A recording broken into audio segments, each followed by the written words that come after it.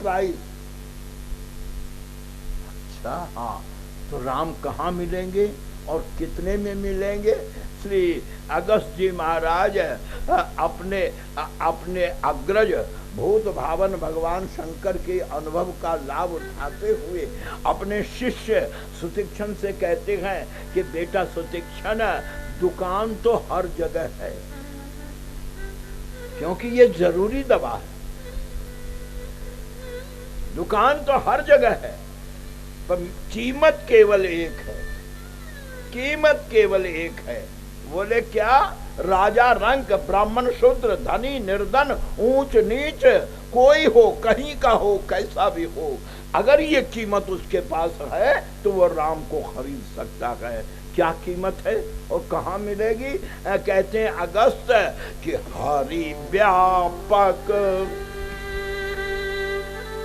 वो तो सब जगह, वो तो कहीं भी ले लो। अरे खंभ में निकल पड़ा वो, पानी से निकल पड़ा वो, पत्थर से निकल पड़ा वो, तो वो तो हर जगह है और कीमत एक ही है। सुनो भक्तों, अगर तुम भगवान को चाहते हो तो भगवान तो हर जगह है। तुलसीदास लिखते हैं कि हरि व्यापक सर्वत्र समाना, कीमत प्रेम ते प्रगट हो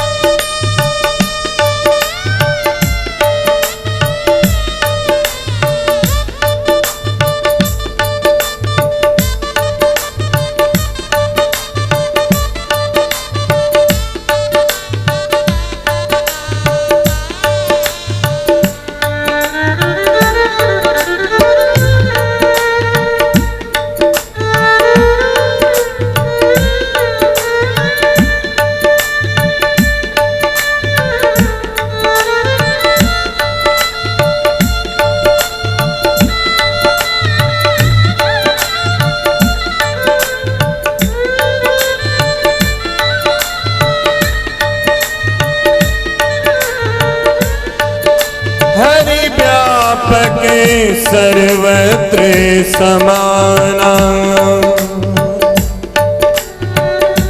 हरि व्यापक सर्वत्र समाना, प्रेम ते प्रकट हो ही मैं जाना, प्रेम ते प्रकट हो ही मैं जाना, हरि व्यापक सर्वत्र समाना, प्रेम ते प्रगट होई में जाना, हरि व्यापक सर्वत्र समाना, प्रेम ते प्रगट होई में जाना। बड़े ध्यान से सुनिएगा, कहाँ है भगवान? एक जिज्ञासु ने पूछा भगवान कहाँ है? गीता कहती है, भगवत गीता कहती है भगवान हृदय में है, अंतर में है। जिज्ञासु ने कहा नहीं है। क्यों? अगर अंतर में भगवान होते तो हमारा हृदय अज्ञान से भरा क्यों? हमारे हृदय में विकार क्यों? क्योंकि जहाँ सूर्य होता है वहाँ अंधकार नहीं होता। अगर हृदय में भगवान होते तो फिर अभिमान क्यों है हमारे भीतर? फिर बाहर होंगे? बोले बाहर भी नहीं। क्यों? बाहर जो चीज होती है वो दिखती है। आज तक भगवान किसी को दिखाई न पड़े, इसलिए बाहर भी नहीं। फिर कहाँ है भगवान? तो संत कहते हैं, ध्यान दो, कि नहीं अंतर में और नहीं बाहर में, नहीं आम में है, नहीं खास में है, नहीं योग में है, नहीं भोग में है, न विरक्ति में है, न विलास में है, न ही संयम दान विधान में है, न ही पूरन नेम उपास में है, न पताल में है, न आकाश में है। यदि प्रेम है तो प्रभु पास में है। हरि व्यापक सर्वत्र, हरि व्यापक सर्वत्र समाना, हरि व्यापक सर्वत्र समाना, हरि व्यापक सर्वत्र समाना। प्रेम ते प्रकट हो ही मैं जाना, प्रेम ते प्रकट हो ही मैं जाना। और प्यारे भक्तों, श्रद्धामयी देवियों, गुरु से यह जान कर के राम तो कहीं भी मिल सकते हैं, तुम्हारे पास प्रेम की पूंजी होनी चाहिए। सुशिक्षण ने कहा, गुरुजी विद्या तो आपने दी है, लेकिन प्रेम तो हमको, बोले ये तो तेरा स्वभाव है। भक्ति की जाती है लेकिन प्रेम तो होता है। भक्ति करते करते प्रेम अपने आप उपज जाएगा। ऐसा क्या? बोले हाँ। तो ठीक है गुरुजी, प्रणाम। और अगस्त आश्रम से निकलकर सुशिक्षण उत्तर की ओर बढ़ करके दूसरे वन में अपनी कुटी अलग बनाकर अब प्रेम बटोरने लगा। यानी प्रेम की पूंजी भक्ति के पथ पर चलकर अब गोस्वामी जी इसका परिचय देते हैं कि सरभंग के बाद मुनि अगस्त कर शिष्य सुजाना, नाम सुतीक्षण रति भगवाना। भगवान से रति में, देखिए रति कहते हैं प्रेम की लिक्विड स्थिति को। प्रेम सॉलिड है, घनीभूत है, और रति जब जम जाती है वही प्रेम बन जाता है। तो कहते हैं नाम सुशिक्षण रति भगवाना। रति किसे कहते हैं? रति तब मानी जाएगी, कब? जब मन क्रम वचन राम पद सेवक। रति कब मानी जाएगी? सपने हो आन भरोसन देवक। स्वप्न में भी अन्य किसी देव का सहारा न हो, तब रति किसे कहते हैं? जब साधक के, ध्यान दो, जब साधक के जीवन में एक मंत्र, मंत्र तो बहुत है, लेकिन अपना एक मंत्र होना चाहिए। एक मंत्र, एक ग्रंथ, ग्रंथ तो सभी हैं, लेकिन अपना इष्ट ग्रंथ एक होना चाहिए। एक मंत्र, एक ग्रंथ, एक पंथ, एक संत और एक तंत्र। जब पांचों एक होगा तो कहते हैं तब उसके बाद रति प्रेम में परिवर्तित हो जाती है, घनी होता है। तो नाम सुशिक्षण रति भगवाना, मन क्रम वचन राम पद सेवक, सपने वाहन भरोसन देवक। और जब आदमी निष्ठावान होता है तब उसमें कार्पण्य आ जाती है। कहते हैं अब सुशिक्षण सोचते हैं पूंजी तो बहुत हो गई, लेकिन अब सोचते हैं क्या? हे विधि, ये सोचने का ढंग है क्या? हे विधि दीन बांधो रघुराया, हे विधि दीन बंधु रघुराया। मुँह से सठ पर करियै दाया, मुँह से सठ पर करियै दाया।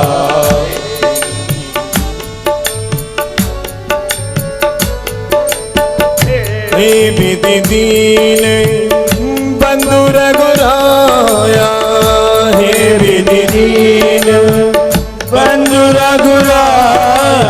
हे विधि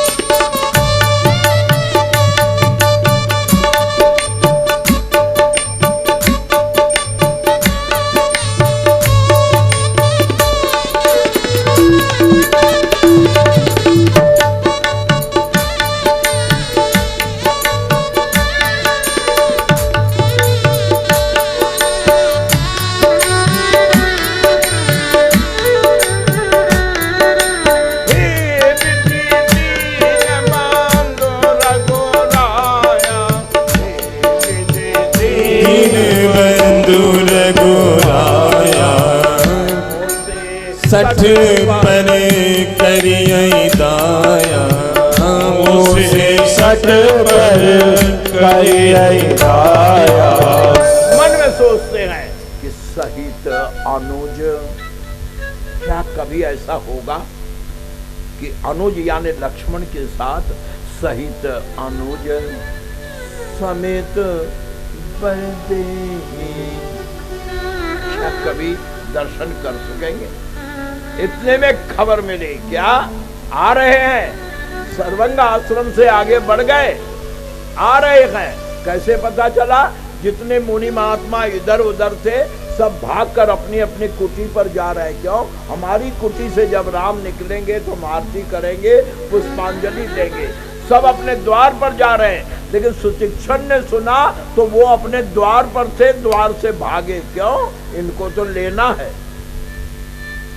औरों को दर्शन करना है, लेकिन सुतीक्षण को तो खरीद बिक्री करनी है, गुरु को दक्षिणा देनी है।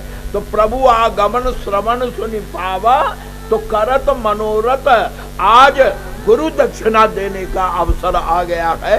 करत मनोरथ आतुर धावा। और प्यारे प्रभु प्रेमियों, मन में सोचता है, गुरुजी ने कहा था दाम तो तय है, लेकिन बहुत दिन हो गए, अगर मैं उतनी पूंजी लेकर जाऊं, यानी गुरु ने प्रेम कहा था, अगर प्रेम की थैली लेकर के जाऊं और अगर कहीं उन्होंने कह दिया कि अब तो कीमत बढ़ गई है, तब बोले नहीं, अगर अपने पास माल और हो तो उसे भी ले चलो। तो गोस्वामी जी कहते हैं सुतीक्षण फिर लौट कर आया और कुटी में आ करके न जाने क्या सोचा और फिर चला। लेकिन पहले चला था प्रेम लेकर, अब चला अति प्रेम लेकर। लेकिन मन में सोचता कहीं ये भी कम पड़ जाए, तो फिर लौटा। और गोस्वामी जी कहते हैं क्या, अब निर्भर प्रेम देकर के चला। प्रेम, ध्यान दो, यहाँ सुतीक्षण प्रसंग में गोस्वामी जी महाराज प्रेम को डिफाइन कर रहे, परिभाषा दे रहे हैं। प्रेम, अति प्रेम, निर्भर प्रेम।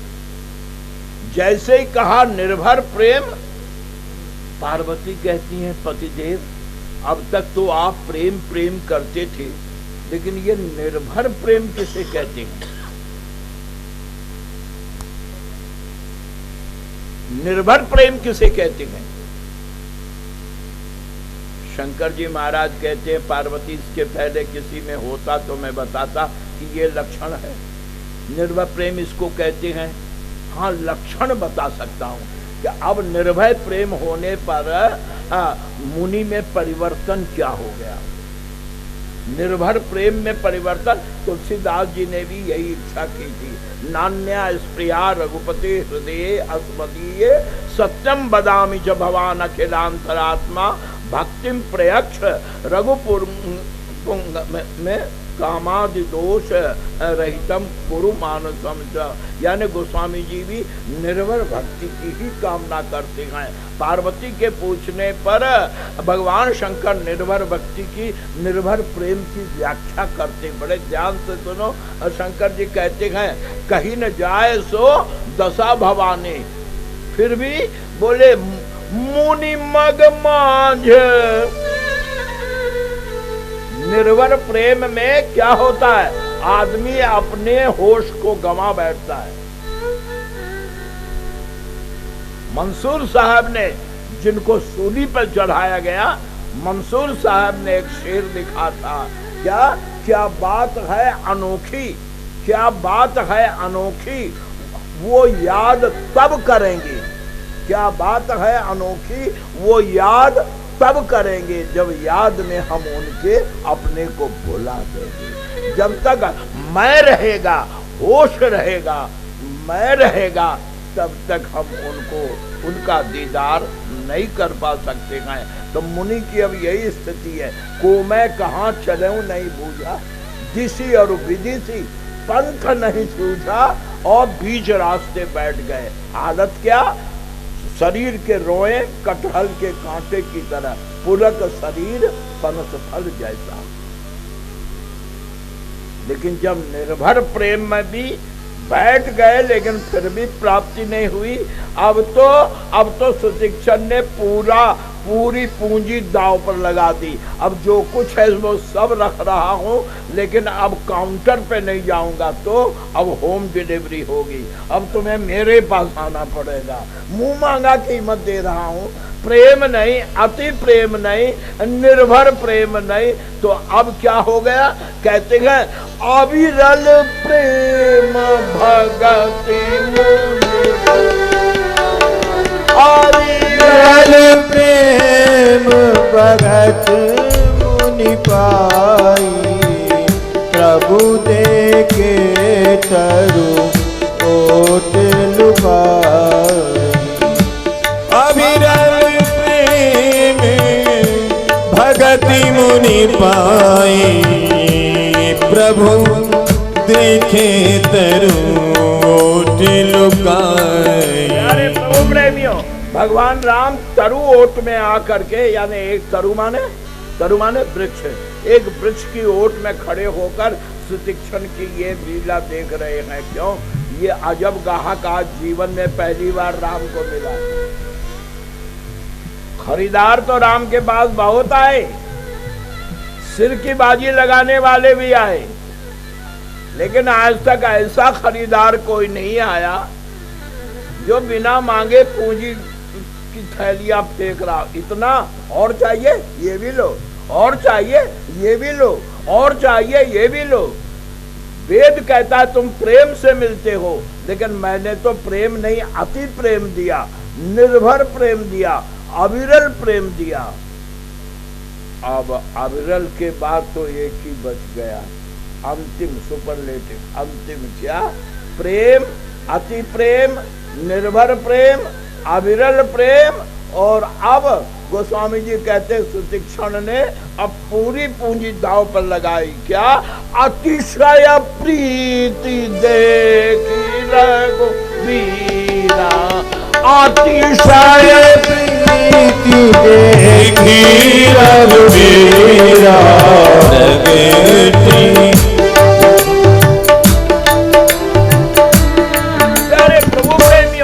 सुशिक्षण की अतिशय प्रीति देखकर भगवान ने सोचा मुझे प्रेम में मिलना चाहिए, लेकिन अब अतिशय के बाद तो मैं अपराधी हो गया। अब मुझसे पूछा जाएगा कि प्रेम से आपको आना था, इस बेचारे ने प्रेम नहीं, अविरल, निर्भर, अति प्रेम, अतिशय प्रेम। तो भगवान ने किया क्या? पेड़ के पास से सुशिक्षण के पास आने में जो देरी होगी, वो देरी का हिसाब भगवान को देना होगा। प्रेम से ही जो चीज प्रकट होती है, वो अतिशय के बाद भी अगर देरी हो गई तो जवाब देना होगा। श्रीमद् भागवत में भगवान हिरण्यकश्यपु का वध करने के बाद अपने प्यारे बाल भक्त प्रहलाद को प्यार से गोद में देकर अपने हाथों से प्रहलाद के बालों को सहराते हुए कहते हैं, मेरे प्यारे बाल भक्त, तूने मुझे पुकारा और मेरे आने में कुछ देरी जरूर हो गई। क्यों? तेरी उंगली टिक नहीं रही थी। हम में, तुम में, खड़ग खम्भ में तेरी उंगली टिक नहीं रही थी। मैं सोच रहा था कहां से प्रकट हो, खम्भ में टिकी तो मैं खम्भ से प्रकट हुआ। अगर मेरे देर से आने के कारण तुझे कुछ तकलीफ हुई हो तो मेरे बाल भक्त, मैं उसके लिए क्षमा प्रार्थना।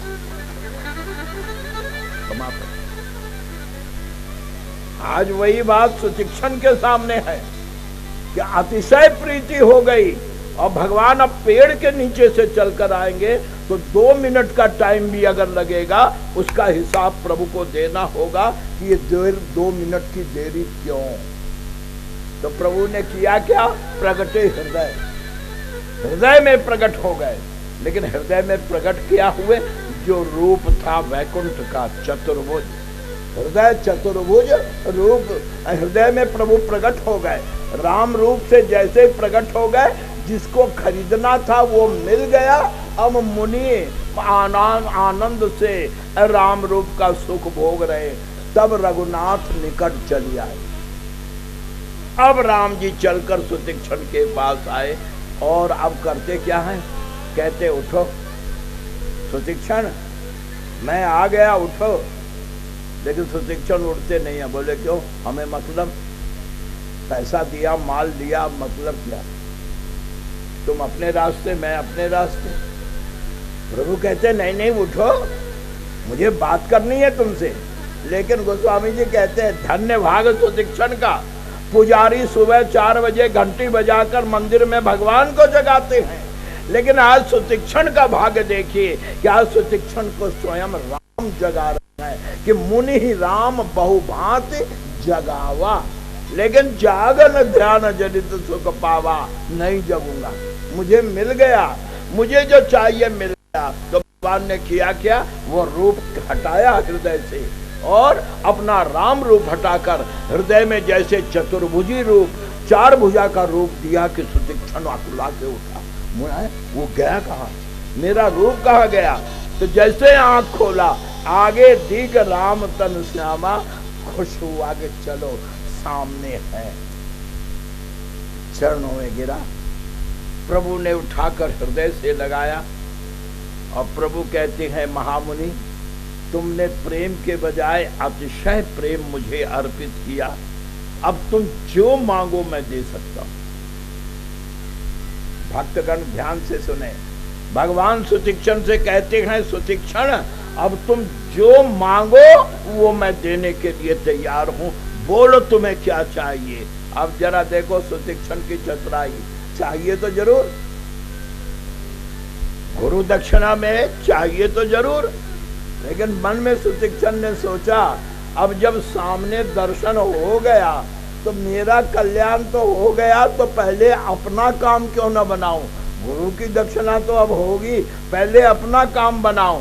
जब प्रभु ने कहा बोलो सुतीक्षण क्या चाहिए, सुतीक्षण जी कहते हैं एक बात पूछता हूँ, क्या मैं आपका अनन्य भक्त हूँ ना?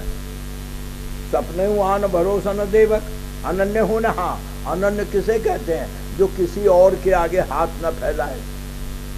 तो मैंने आज तक किसी के आगे हाथ नहीं फैलाया और आप आज के पहले मिले नहीं, यानी आप मिले नहीं और किसी और से लेना नहीं। ये सिद्ध क्या करता है? मैंने दुनिया में हर काम सीखा लेकिन एक ही काम कभी नहीं किया, क्या? मांगा कभी नहीं। मुनि कहा मैं बर कबहू न जांचा, मैंने कभी मांगा कभी नहीं। क्यों? कोई देने वाला आया ही नहीं, औरों से लेना नहीं था और तुम पहले मिले नहीं। तो मुनि का मैं बर कबहू न जांचा, तो मुझे क्या पता क्या लेने से दुख होगा, क्या लेने से सुख होगा, जान ही न पड़े झूठ का साचा। तो प्रभु ने कहा इसके माने कि अब आप कुछ नहीं लेंगे। बोले लूंगा कैसे नहीं, मुझे पता नहीं है कि क्या अच्छा क्या बुरा, लेकिन मैंने कभी नहीं मांगा, मुझे मांगने का अनुभव नहीं है, लेकिन आपको तो देने का अनुभव है ना। मुझसे पहले लाखों को आपने दिया होगा, तो क्या देने से सुख होता है और क्या देने से दुख होता है। तुम्हें नीक लागे रघुराई, आपको जो पसंद हो सो मोहि देव, शर्त ये है दास सुखदाई। हाँ, मुझे तकलीफ देने वाली बनाओ। जो भी आप दें, एक देवता ने राजा को वरदान दिया दूध छुएगा सोना हो जाएगा। राजा बड़ा खुश हुआ कि मेरे धन का ठिकाना नहीं, दरवाजा छुआ सोने का, खंबा छुआ सोने का, लेकिन जब खाने बैठा तो रोटी छुआ सोने की, पानी पीने को गिलास उठाया सोने का। अब तो बेचारा भूख से बिलबिलाया, बोले ये वरदान क्या हो गया, ये तो अब तो मैं मारा जाऊंगा। क्यों? जो छूता वही सोना होता है, क्या खाए और क्या पिए। तो ऐसा ना हो कि वरदान दुखदाई हो। तो तुम्हें नीक लागे रघुराई, सो मोहि देव, लेकिन शर्त है दास सुखदाई। प्रभु ने कहा अच्छा सुनो सुतीक्षण, जब मेरे ऊपर है तो लो मैं देता हूँ। क्या देते हो? सुनो भगवान दे रहे हैं। क्या दे रहे हैं? सुतीक्षण से राम जी कहते हैं कि अविरल भगति, सुतीक्षण मैं तुझे अविरल भक्ति देता हूँ। सुतीक्षण हंस पड़ा। सुतीक्षण क्यों हंसते देखकर राम जी कहते हंसे क्यों? बोले आपने तो वही मसल किया कि एक आदमी ने 5 लड्डू भोग लगाया, पुजारी ने 4 रख लिया और 1 दे दिया। ये तो अभी मैंने आपको दिया है। अति प्रेम, अविरल प्रेम, अतिशय प्रेम। तो ये अविरल तो मैंने अभी आपको दिया, वो लड्डू उठा के आप फिर हमको दे रहे। बोले अच्छा एक काम करो, क्या दूसरी चीज देता हूं, क्या?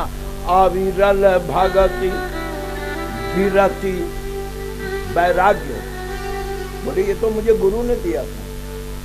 विज्ञाना, बोले ये भी गुरु प्रसाद से प्राप्त है। तो प्रभु कहते हैं अच्छा मेरा चौथा वरदान है, क्या? पहला वरदान अविरल भगति विरति विज्ञाना, और चौथा हो सकल गुण ज्ञान निधाना। सारे गुण और सारे ज्ञान के तुम निधान हो जाओ। पक्का? हाँ। आपने दिया मुझे मिल गया? बोले हाँ मिल गया। प्रभु जो दीन सो भर में पावा? बोले हाँ मिल गया। तो सुतीक्षण कहता तो ठीक है, अब वो दो जो मुझे पसंद है।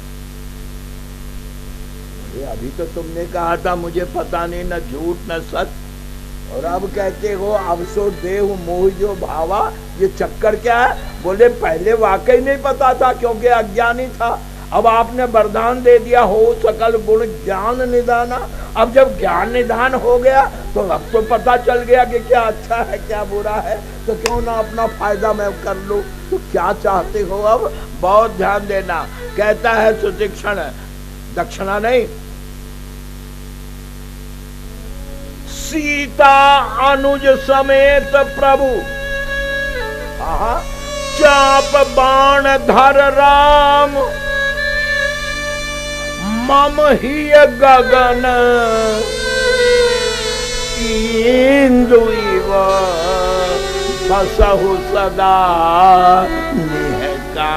बस यही चाहता हूँ, जिस तरह आकाश में चंद्रमा सुशोभित होते गए बुध और रोहिणी के साथ, चंद्रमा अकेला नहीं होता, बुध और रोहिणी के साथ, उसी तरह आप भी मेरे हृदय आकाश में लक्ष्मण और जानकी के साथ सदा निवास करें, ये मैं चाहता हूं। एवमस्तु। भगवान ने कहा एवमस्तु। सुतीक्षण ने कहा प्रभु हाँ एक बात कहूं, अब आगे आप जा रहे हैं तो आगे आपको मालूम है एक महामुनि रहते हैं जो बड़े वैज्ञानिक, हर समस्या का हल उनके पास है। उन्होंने पक्षियों की समस्या के लिए समुद्र को सोख लिया था। ऐसा क्या? हाँ। तो तुम्हें मिलना चाहूंगा, तो चलिए ना, मैं ले चलता हूँ। मुझे भी बहुत दिन हो गए गुरु के दर्शन के, बहुत दिवस गुरु दर्शन पाए, भय मोही ये आश्रम आए।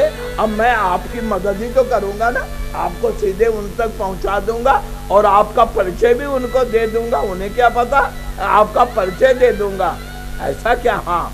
तब देख कृपा निधि मुनि चतुराई, बिहसे संग लीन दो भाई। गोस्वामी जी ने चतुराई शब्द सुतीक्षण के लिए ही प्रयोग किया। क्यों?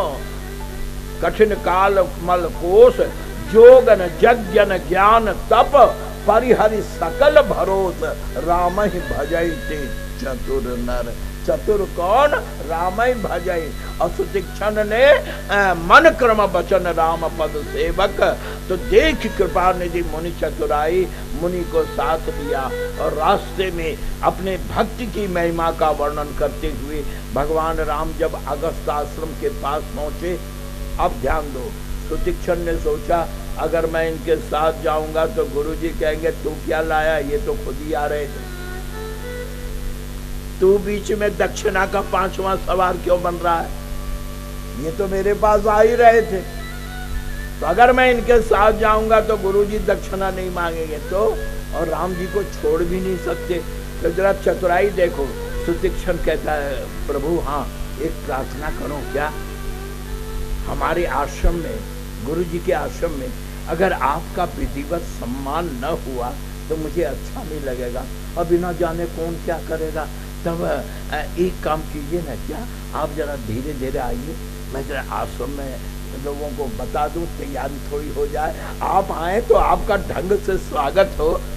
गोस्वामी जी कहते हैं राम जी मुस्कुराए और राम जी को छोड़कर भागा सुतीक्षण, तुरंत सुतीक्षण गुरु पा गए। वो अगस्त जी के चरणों में जाकर गिरा, गुरु जी प्रणाम। अगस्त ने देखा, अरे कौन? सुतीक्षण। हाँ, अरे दक्षिणा ना हुई, कम से कम आना जाना भी छोड़ दिया। तब से आज पहली बार मुंह दिखाया। सुतीक्षण कहता है, गुरु जी जब आपने मांगा तो मैंने सोचा बिना दक्षिणा के गुरु के पास जाने से फायदा क्या। अच्छा, तो आज आया है, इसके माने क्या दक्षिणा लाया और क्या? सच। हाँ, उठिए ना, चलिए ना। निस्दिन देव जपत हो जेही, जिनके लिए आप निस्दिन प्रतीक्षा कर रहे हैं, उनको लेकर प्रभु को लेकर आया हूँ। अच्छा, हाँ, नहीं दूंगा। क्यों? बहुत पुरानी हो गई मूल रकम, अब सूद ब्याज भी हो गया। राम तो मेरा मूल रकम है, इतने दिन बाद मूल रकम देने आया है बिना सूद ब्याज के, कैसे भरपाई कर दूं? सुतीक्षण कहता, मैं जानता था कि गुरुजी आप ये बवाल पैदा करेंगे, तब इंतजाम करके आया हूँ। आपने तो राम ही मांगा था ना, तो राम तो मूल धन में लाया हूँ, लेकिन सूद में कौन और ब्याज में कौन? बोले राम अनुज सूद असमेत वैदेही ब्याज। बोले राम अनुज समेत वैदेही, इसी दिन देव जपते हम जी, राम अनुज समेत वैदेही। इस दिन देव जपत हम देही, सुनत अगस्त तुरत हरि बिलोक लोचन जल छाए। तुरत उठी जाए, हरि बिलोक लोचन जल छाए। अब जरा ध्यान से सुनना। गोस्वामी जी महाराज कहते हैं, अगस्त ये सुनते ही कि राम के साथ लक्ष्मण जानकी भी लेकर आया है, यानी आचार्य और शक्ति को भी लेकर आया है। अगस्त दौड़ते हुए गए, राम का दर्शन किया, राम को छाती से लगाकर और सुतीक्षण के सिर पर हाथ रख कर कहते हैं, चेला हो तो तेरे जैसा। कि वास्तव में आज तो राम को लेकर आया। और इधर सुतीक्षण भी समझ गया कि दो बड़ों के बीच में तीसरे का होना ठीक नहीं। तब राम सबके सामने शायद अपनी समस्या न कर सके, तो जरा सुतीक्षण की चतुराई देखो। सुतीक्षण ने जानकी और लक्ष्मण से कहा, प्रभु हाँ, हमारे गुरु जी की जो प्रयोगशाला है ना, ब्रह्मांड में ऐसी प्रयोगशाला नहीं है देखने काबिल, चलिए ना आपको दिखा दो। लक्ष्मण और जानकी उत्सुकता में अगस्त की प्रयोगशाला देखने चले गए। अब राम और अगस्त अकेले। बहुत ध्यान दीजिए, राम जी अगस्त जी के चरणों में बैठकर कहते हैं, महामुनि आपको पता है मैं 14 वर्षों के लिए जंगल आया हूँ, उसमें 12 वर्ष तो चित्रकूट में बीत गए, ये 13वां वर्ष भी अब समाप्ति पर आ गया है। लेकिन मैं जिस कार्य के लिए आया था धरती पर, वह कार्य संपादित नहीं हो रहा है। क्यों? वादा क्या है?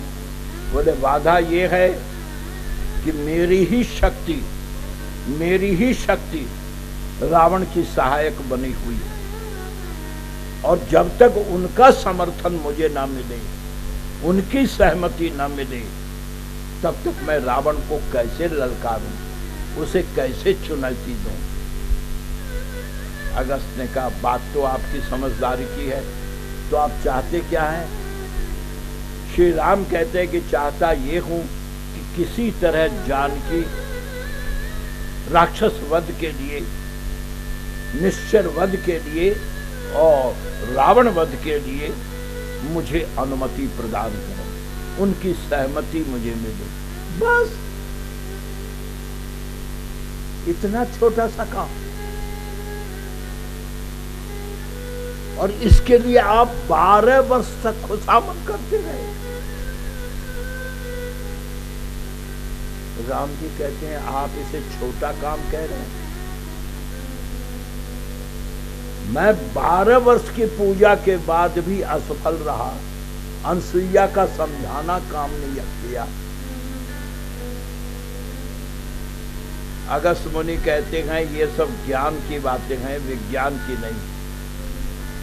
स्त्री शरीर, स्त्री स्वभाव का विज्ञान, बहुत ध्यान से सुनो। अगस्त कहते हैं स्त्री स्वभाव का विज्ञान कुछ अलग है।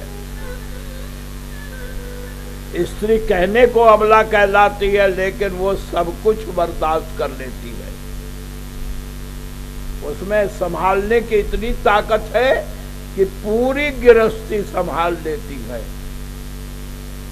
लेकिन अगर औरत की कहीं कोई कमजोरी है तो उसके दुखती रग पर आपने हाथ रखा होता तो आपको आज से बहुत पहले जानकी की सहमति मिल गई होती। राम जी कहते मैं समझा नहीं। बोले अब आप एक काम करो।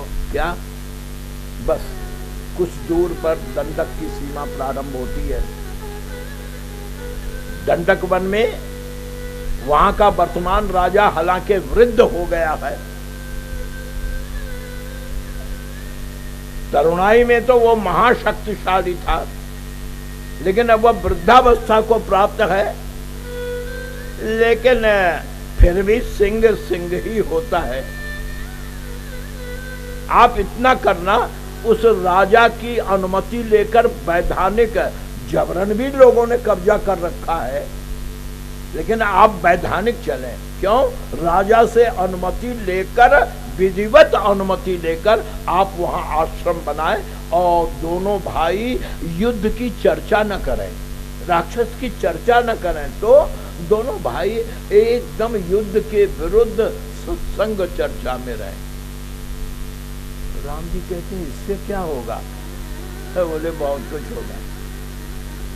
आप जो 12 साल में न कर सके, अगर आपने मेरी बात मान ली तो 12 मिनट में जानकी की सहमति आपको मिल जाएगी और रावण के वध का दरवाजा खुल जाएगा।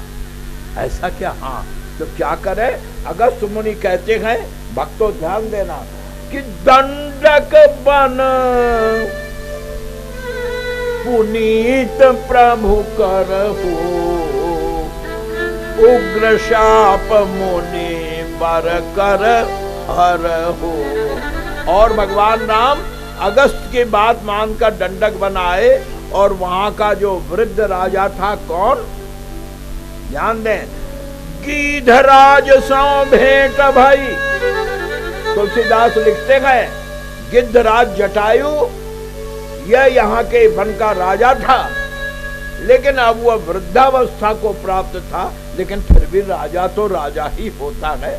भगवान राम पास आए और गिद्धराज सौ भेंट भई, बहुविधि प्रीति बढ़ाए। भगवान राम ने जब परिचय दिया अपना कि मैं कुछ दिन आपके राज्य में कुटी बनाकर निवास करना चाहता हूँ, मुझे कुटी बनाने की आप इजाजत प्रदान करें, आज्ञा प्रदान करें, तो जैसे राम जी ने अपना परिचय दिया कि मैं दशरथ का पुत्र हूँ और 14 वर्षों को जंगल आया हूँ, गिद्धराज जटायु खुशी से, उसकी आंख में आंसू आ गए और पंख फड़फड़ाकर उसने राम से कहा, बेटा राम। बेटा सुनते ही राम चौंके। आपने मुझे बेटा कहा? हाँ, तुम मेरे पुत्र हो, मैं आपका पुत्र हूं। हाँ, कैसे? महाराजा चक्रवर्ती दशरथ, अभी आपने जिनका नाम लिया, हाँ, वो मुझे अपना सगा भाई का दर्जा प्रदान कर चुके। घटना इस प्रकार है कि एक बार वशिष्ठ गुरुदेव ने चक्रवर्ती दशरथ को वर्ष फल सुनाते हुए ये कहा, क्या कि दशरथ, इस वर्ष तुम्हारा मार्केश है, शनि की क्रूर दृष्टि तुम्हारे ऊपर है, इसलिए विमान यात्रा बंद कर दो। जब तक मार्केश है तब तक विमान यात्रा मत करो। शनि की क्रूर दृष्टि सुन करके दशरथ कुपित हुए। इन देवताओं पर जब राक्षसों का दबाव बढ़ता है तो मुझसे मदद मांगते हैं और अपने मददगार को भी नहीं छोड़ते हैं। दशरथ विमान पर बैठे और शनि लोक पर आक्रमण कर दिया। शनि को जैसे पता चला चक्रवर्ती विमान पर आ रहे हैं, शनि लोक से बाहर निकल करके हाथ जोड़कर महाराज महाराज ये तो मेरी ग्रह दशा है, ये तो प्रकृति का नियम है। लेकिन तब तक ग्रह दशा प्रारंभ हो चुकी थी। जैसे शनि की दृष्टि दशरथ पे पड़ी कि दशरथ का विमान उल्टा, रथ उल्टा और दशरथ तेजी से धरती की ओर नीचे आने लगे। जब विमान सहित रथ सहित दशरथ धरती की ओर आने लगे, अंतरिक्ष की सीमा में आते ही तो दशरथ के रथ का वेग इतना बढ़ गया कि धरती तक आते आते तो पता भी नहीं चलेगा कि पुर्जा पुर्जा कहाँ गया। सारी धरती सांस रोककर देख रही है कि अब दशरथ को कोई नहीं बचा सकता।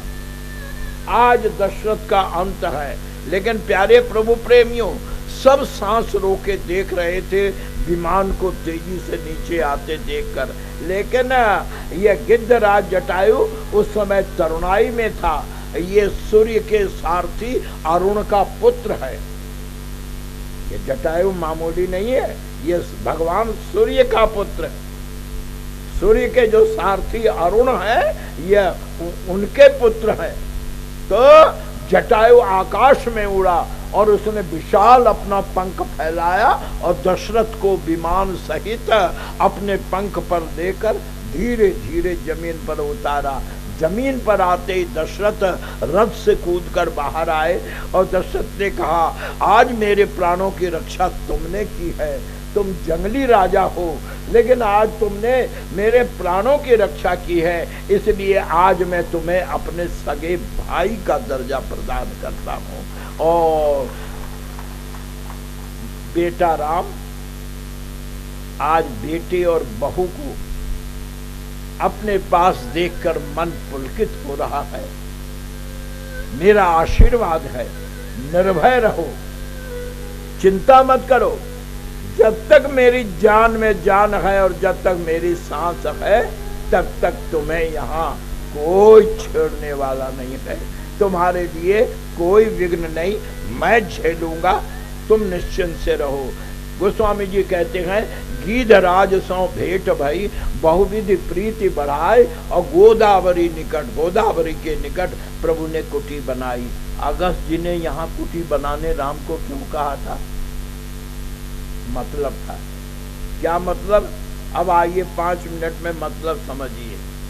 जो काम 12 वर्ष में राम ने नहीं किया, अगस्त के कहने से 5 मिनट में वो काम हो गया। क्यों? जहां पर राम ने कुटी बनाई उसके बिल्कुल पास में ही 14,000 राक्षसों की छावनी थी, जिसमें खर, दूषण और तीसरा ये 3 उसके सेना नायक थे। और रावण की विधवा बहन शूर्पणखा, उसके पति को रावण ने ही धोखे से मार दिया था। देवासुर संग्राम में शूर्पणखा के पति का नाम विद्युतजीव था, तो उसे धोखे से रावण ने ही मार दिया था। इसलिए रावण की आंखें बराबर शूर्पणखा के आगे झुकी रहती थी। और शूर्पणखा, मेरे पति का कातिल है तूने मुझे विधवा बनाया, ये कह कह कर रावण से मनचाहा फायदा उठाती थी। और इधर मंदोदरी को शूर्पणखा का व्यवहार बिल्कुल पसंद नहीं था। तब रावण ने एक उपाय किया। क्या? 14,000 राक्षसों के साथ दंडक वन में जहाँ खरदूषण रहते थे, खरदूषण भी रावण के भाई थे, खरदूषण से रावण ने कहा कि इसका मन भी बदल जाएगा और ये भाभी और ननद का झगड़ा भी सुलझ जाएगा। एक काम करो, क्या शूर्पणखा को तुम अपने पास ही रखो, वहाँ वन में विहार करेगी, घूमती फिरती रहेगी, तो इसका समय निकल जाएगा। और तब से शूर्पणखा दंडक वन में रहती थी। स्वच्छंद तो थी ही, राक्षसी तो थी ही, कामुक होने का तो न होने का तो कोई सवाल ही पैदा नहीं होता। तब वो बराबर निकलती रहती थी। और भारतीय ऋषियों में जो तरुण ऋषि होते थे जो साधक ऋषि होते थे, या तो उन्हें अपनी वासना का शिकार बनाती थी या नहीं तो उनका भक्षण कर जाती थी। इस तरह सुपर्णखा का व्यभिचार और अत्याचार ये दोनों दंडक वन में मशहूर था। अगस्त मुनि परिचित थे और मन में सोचा था अगस्त ने कि सुपर्णखा जैसी व्यभिचारिणी अगर राम के सौंदर्य को देखेगी तो जैसे दीपक पर पतंगा आता है वैसे वो खुद आएगी और बात आगे बढ़ेगी। और वही हुआ। गोस्वामी तुलसीदास जी कहते हैं कि राम जी ने अगस्त की बात मानकर रावण से लड़ने या राक्षसों से लड़ने की योजना पर चर्चा ही खत्म कर दी। अब राम जी करते क्या है, लक्ष्मण को चेला बना लिया, अपने गुरु बन गए और लगे भक्ति ज्ञान वैराग्य का उपदेश करने। इसे मानस में राम गीता कहा जाता। लक्ष्मण ने भी नाटक पूरा किया, पक्के चेले की तरह हाथ जोड़कर कहते हैं, एक बार प्रभु सुख आसीना, लक्ष्मण वचन कहे क्या प्रभु, हाँ कहु ज्ञान विराग रुमाया, कहु तो भगति करहु जहि दाया। जानकी ने सुना, जानकी मन में खुश हो रहे क्या, चलो इन लोगों ने लड़ाई झगड़े की बात तो बंद की। ये जो मार संघर्ष खून खराबे की बात कर रहे थे, अब ये भक्ति वैराग्य की बात सुनकर जानकी कहते हाँ और क्या, तपस्वी जीवन का यही श्रृंगार है। यही तो हम लोगों को बेमतलब राजनीति से क्या मतलब, हम लोग यहाँ तपस्वी जीवन में है। प्रभु ने कहा अब ज्ञान वैराग्य की चर्चा ही तो हो रही है ना, आप भी सुनिए। भगवान कभी भक्ति पर बोलते गए, कभी ज्ञान पर बोलते गए, कभी वैराग्य पर बोलते गए। और प्यारे प्रभु प्रेमियों, यद्यपि यह प्रसंग तो इतना विचित्र और गंभीर है कि इसे प्रकट करने का लोभ तो बहुत है, लेकिन अब समय की जो खिंचाई है, सिर्फ 3 दिन मेरे हाथ में है और सारा प्रसंग बनकर अभी पड़ा है। रघुनाथ जी ही जाने के क्या होगा। अतः प्यारे भगवत भक्तों, बड़े ध्यान के साथ सुने। लक्ष्मण ने राम जी से 6 सवाल किया और इन 6 सवालों के जवाब में वेदांत ने गाड़ी भर किताबें लिखी, लेकिन फिर भी सवालों का जवाब नहीं हुआ। लेकिन 6 सवाल का जवाब गोस्वामी जी ने इतनी जल्दी राम के द्वारा दिलाया है कि व्यक्ति अगर एक पांव उठा चुका है और दूसरा पांव उठाना चाहता है, इतनी देर में भी अगर समझना चाहे प्रश्नों का उत्तर तो वो समझ जाएगा। लक्ष्मण के 6 सवाल हैं। लक्ष्मण पूछते हैं, कहो ज्ञान विराग और माया। ज्ञान क्या है, वैराग्य क्या है, माया क्या है, और कहो सो भगति, भक्ति क्या है, और ईश्वर तत्व क्या है, और जीव तत्व क्या है। ये 6 सवाल है। भगवान राम ने कहा, लक्ष्मण बिल्कुल आज